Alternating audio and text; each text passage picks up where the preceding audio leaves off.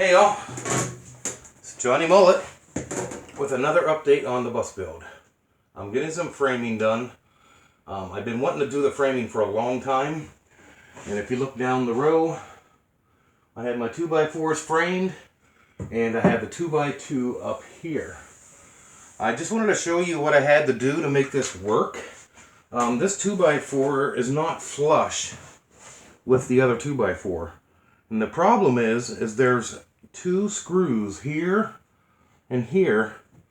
And what those screws do is they hold the window in. So with that screw head sticking out, I have no way of making the board flush unless I do a little work. So what I'm going to do is I'm going to mark it where the screw heads are, simply using my palm of my hand. Just like that. Go ahead and yank her out, and if you look, right there, and right there, there's the indentations from the screws. So, instead of breaking out more power tools, if you remember that episode on electrical, a buddy of mine let me borrow his museum piece crimper tool I was telling you about. Well, here we go, another old school tool that he let me use. I asked the guy, I said, hey, you got any paddle bits? And the old dude's like, oh, you mean those flat blades? No, but I got something different, and they work like paddle bits. I'm like, oh, cool, that'll work. And he brought this, it's got beautiful wood. He brought this in with a big assortment of bits at different sizes. I'm like, what the heck is this? He said it works. So, all right, cool, I'll try it out. Well, quite impressed. I mean, I'm not going to be like, harping anything bad about power tools, but if you need to do something quick and easy, hand tools will sometimes do the job for you. So this takes me back to the days of watching the old Woodwright shop there on PBS. Just kind of use the bit and carve out your little hole. Just like so. Just like the old Woodwright shop. Pretty cool. Hey, I might have bad hands, but that dude, his hands were really bad. You ever watch that show? And he's like trying to show you something, and you're like, oh my God, look at that guy's hands. Anyway, just like that. Easy peasy. And now I have my indentations I needed for the screw heads. So basically I can take this 2x4. Hopefully I put it in the right way. Nope. Got myself. Good deal. And we're gonna fit it in there where she goes. And now you can see the 2x4.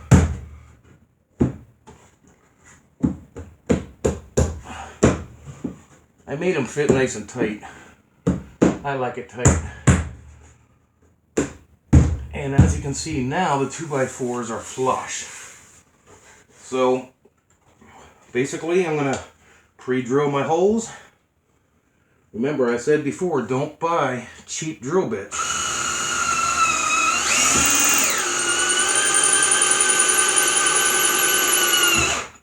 That's why. A cheap drill bit, I would have still been drilling. And we're gonna kind of eyeball it with the other one so I'm kind of even. Yes, and we're not going for perfection here.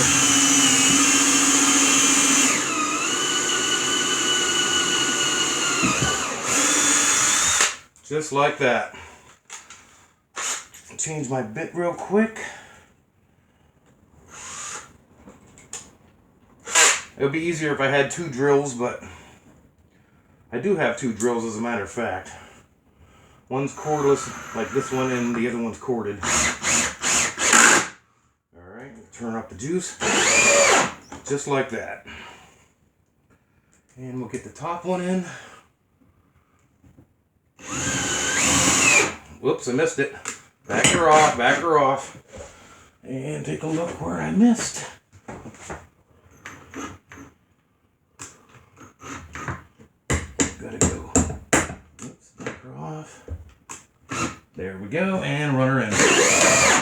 Just like that.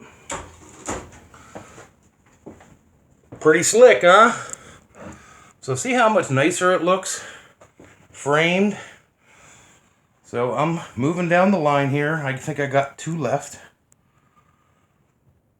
And I also had the framing set up so this little gap here, I could make some screens. And the screens will look pretty nice. I mean, I don't have to hand make it, but it'll be good. The framing I did up here, I used the 2x2s.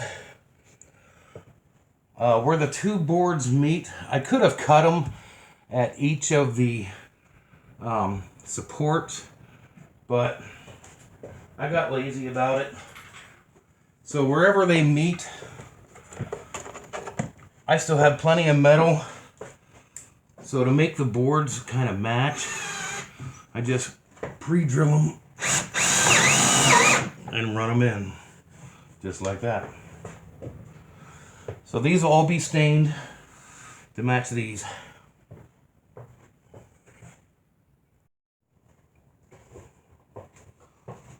So for testing purposes only, I have this propane canister hooked up to my stove that I already converted to propane. I think it was episode 10, I introduced you to the apartment size stove. It was natural gas. All I had to do was, now this is not all stoves, only certain stoves you can do this with, is I didn't need a kit to convert it to propane. I had to convert the regulator by flipping over the regulator valve, and then there were 4 orifices to each burner, and these were adjustable, where all the way open it's natural gas, all the way closed is propane. And there was also an orifice down here underneath this plate for the stove. So for testing purposes, I brought the can in. I don't recommend you bring a propane container into any kind of vehicle, but for testing purposes, here we go. I'll go ahead and turn the gas on, and there we go. I don't know if you can see it, but there's a nice blue flame there. You don't want an orange flame, you want a blue flame. Fire this one. Yeah. And I already tested all 4 of the burners work and the oven works. So if I had a skillet and some stir fry, I could be making some lunch right now. But I ain't got time for that. Okay, we'll shut her down. This is the cheap, cheesy hose I was talking about. But like I said, for testing purposes, this will work until I get the actual plumbing for the propane done. Because I think I want to have my tanks external on the bus instead of internal. Because, you know, safety and stuff. Now, don't get me wrong, I've used propane tanks in my garage, in my basement, you know, with a heater and so forth. If you're smart about it, it's completely safe. But, you know, some people, hey, you don't want a propane canister inside the house. It'll blow up, and it might blow up, and you could die. So, here we go. The stove works. That is finished. Now, I want to show you something else.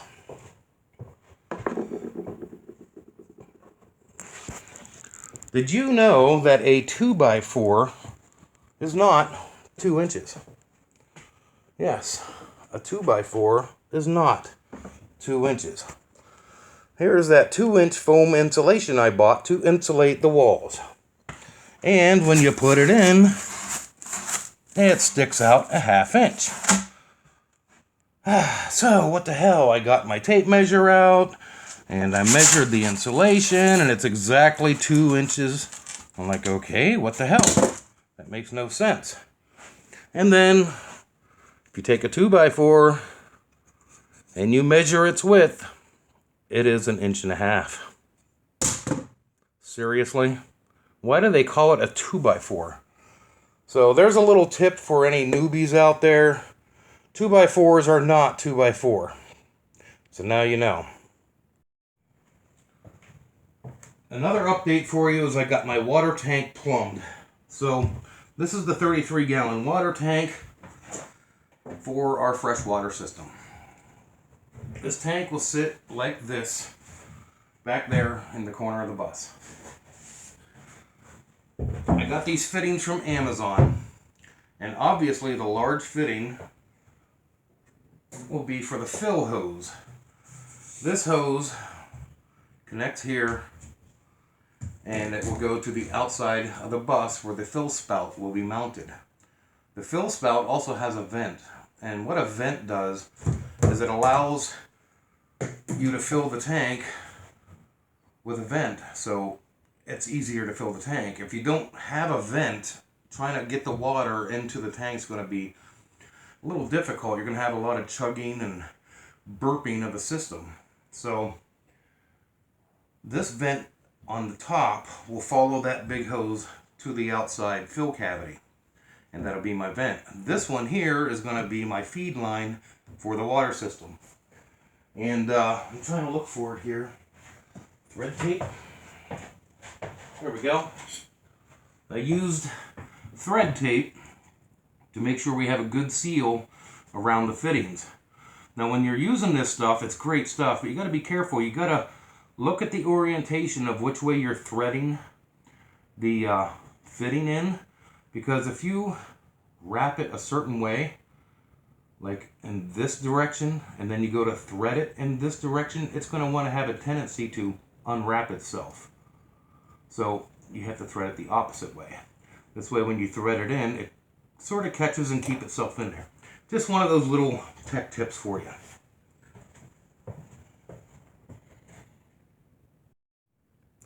I've also been busy getting the ceiling prepped for paint.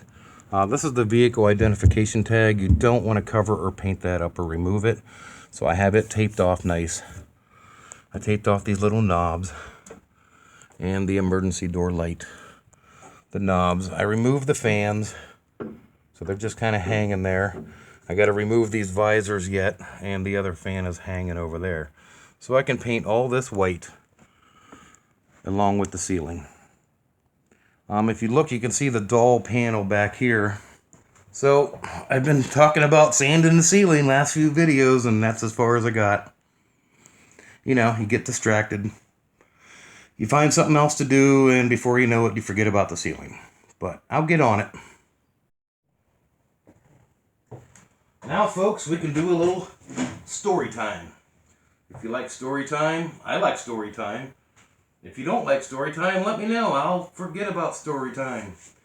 I'm wearing sweatpants today because I never wear sweatpants. I hate them. I think people that, I see going places wearing sweatpants are like lazy or whatever, but they're comfortable for working out here. I mean, hey, who cares if I trash them, right? I don't like them anyway. Because I normally wear jeans all the time, but yeah, we'll do the sweatpants for now. Anyway, I showed you the framing I got going on. I'm going to insulate these walls now. Instead of using the foam, I have that regular pink insulation. It's R13. It's going to do the job. I got so much to do in here. My goal today is finish framing these windows. I think I want to frame these two, and the last one. And once that's done, I'm going to go ahead and stain all of the wood that's not stained. And then we're going to polyurethane, because today the old lady and her friend's going to be here after she gets off work, and they want to polyurethane all the cabinets. So I figure if I get this stained before they show up, they can go ahead and poly everything all at one time. So that's going to be pretty slick. I like it. And another thing I want to do today is get this water tank mounted onto the floor and get the plumbing going down the side of the wall so I can run the insulation. And I got so much going on. I jump from here to here to there to there, but I try to stay focused on one thing. And this weekend, the focus was basically getting the framing done. So that was my tablet telling me that I have a notification. A little bird whistle there. Anyway, where else are we going to go with story time? I don't know. I'm running out of stuff to talk about. We already talked about pretty much everything else I can think about. All I can say is, if you're doing a bus build, there's a lot of learning curve. And unless you're like a professional carpenter and a professional plumber and a professional electrician, even then you're probably going to run into problems. I mean, like the insulation deal, the 2-inch insulation just blows my mind. So you learn as you go. And that's not a bad thing. It's not a bad thing at all. It's a good thing to learn from your mistakes. And I mean, it's not really... If we would have had customer service like we had in the old days, when you go to a hardware or a lumber place and the guy sees you loading all this stuff up and 2x4s and, oh, I see you have 2-inch foam insulation there. Did you know that 2x4s aren't 2 inches? Really? Would you like to sell me the proper product? Sure, let's go. See, that would have been great, but that don't happen anymore. Not in today's world. Everybody's, they have no clue what they're doing, basically. Just like me, doing this. I have no clue, but I'm learning as I go. Pretty cool. No leaks from the heater. Awesome. It's going to get mounted down so I can mount the water tank. I'm happy with that. I don't know if I'm going to drill the outside fill spout for the water tank yet, because once I open up the sealant, I want to use it up. Because it seems like when you open up a tube of caulk or sealant or whatever, and you only use a little bit of it and you put it somewhere and you try to wrap it up and make sure it don't dry out, it dries up and then you wasted a whole tube. I hate it when that happens. So I think what I'll do is, when I go ahead and mount my porch light and a few other external items, I will open up the tube of lap sealant and do everything at once. So I think that's my update for today. This will be episode 18. More framing, kitchen stove, another update. I don't care. It's an update. Better than nothing, right? So, thank you all for watching. I hope you enjoyed. We will see you next time.